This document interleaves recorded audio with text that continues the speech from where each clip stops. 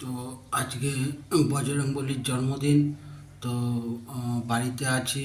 বাড়িতে সকালে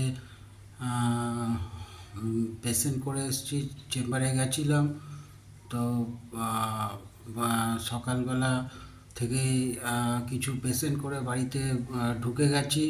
তো আজকে বজরংবলীর বার্থডে, জন্মদিন। তো একটু পরে পুজো বাড়িতে শুরু হবে। এই আমার বজরংবলীর মূর্তি দেখুন, এই আমার বাড়ির মধ্যেই বজরংবলীর আমি পুজো করি। তো আহ, ছোটোবেলার থেকে বজরংবলীর ভক্ত আমি। ছোটোবেলার থেকে আমি যোগা করতাম, তারপরে সুইমিং করতাম, তারপর আমি জিম করা শুরু করি। আহ, উম, বজরংবলীর আজকে বার্থডে।